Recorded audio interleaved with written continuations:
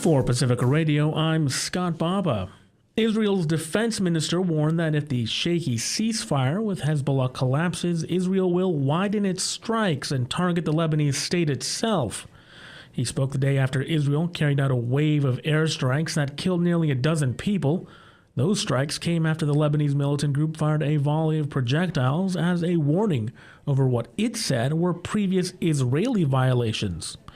Speaking to troops on the northern border today, Defense Minister Israel Katz said any violation of the agreement would be met with a maximum response and zero tolerance. He said if the war resumes, Israel will widen its strikes beyond the areas where Hezbollah's activities are concentrated, and, quote, there will no longer be an exemption for the state of Lebanon. Lebanon's parliament speaker, Nabi Berri, accused Israel of violating the truce more than 50 times in recent days by launching airstrikes, demolishing homes near the border, and violating Lebanon's airspace. South Korean President Yoon Suk-yeol has declared an emergency martial law, accusing the country's opposition of controlling the parliament and paralyzing the government with anti-state activities. Yoon made the announcement during a televised briefing today, vowing to, quote, eradicate pro-North Korean forces and protect the constitutional democratic order. It wasn't immediately clear how the steps would affect the country's governance and democracy. Yoon's conservative People Power Party had been locked in an impasse with the liberal opposition Democratic Party over next year's budget bill. The Democratic Party reportedly called an emergency meeting of its lawmakers following Yoon's announcement. At least 19 people have died and 15 million have been affected after Cyclone Fengal made landfall in southern India. Ishan Garg reports. 112,000 first responders are carrying out rescue and relief operations in Tamil Nadu. They are setting up relief shelters and makeshift camps to rehabilitate the tens of thousands of people displaced from their homes.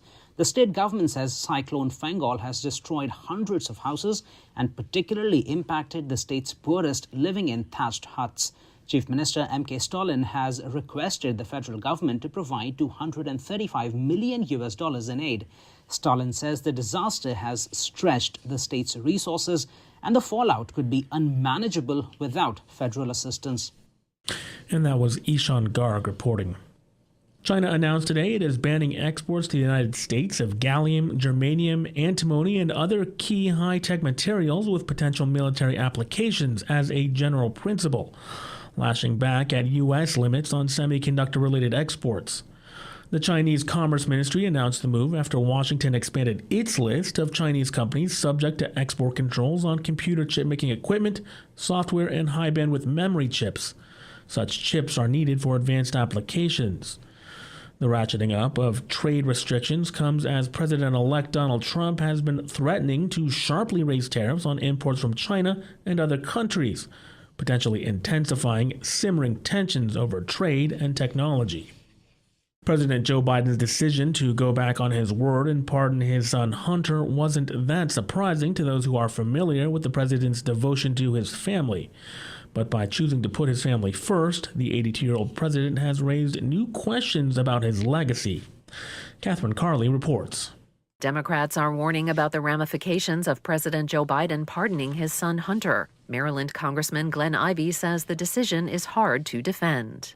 I know that there was a real strong sentiment wanting to protect Hunter Biden from unfair prosecution, but this is going to be used against us when we're fighting the misuses that are coming from the Trump administration. President Biden long vowed not to pardon his son, who faced gun and tax charges stemming from a time of drug addiction. Meanwhile, Massachusetts Congresswoman Ayanna Pressley is asking Biden to grant clemency to thousands of Americans serving time in federal prisons, including the elderly and chronically ill. She points to the much harsher sentences for crack than powder cocaine and marijuana convictions in places where it's now legal. People with unjustified sentencing disparities like crack cocaine disparities, and even those who don't benefit from new laws due to lack of retroactive clauses.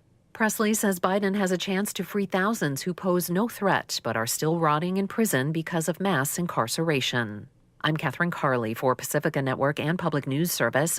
The outgoing Democratic National Committee chairman is downplaying his party's November loss to President-elect Donald Trump and arguing Democrats avoided even greater losses that parties in power have faced around the world. But Jamie Harrison acknowledged that Democrats must do a better job of selling the party's priorities and accomplishments for the working class. He also called for more nationwide investments in party infrastructure and better use of non-legacy media, such as podcasts. Harrison will not be wading into the election contest for his successor, but said he hopes whoever follows him keeps racially diverse states, including his native South Carolina, at the top of the party's presidential nominating calendar in 2028. I'm Scott Baba for Pacifica Radio.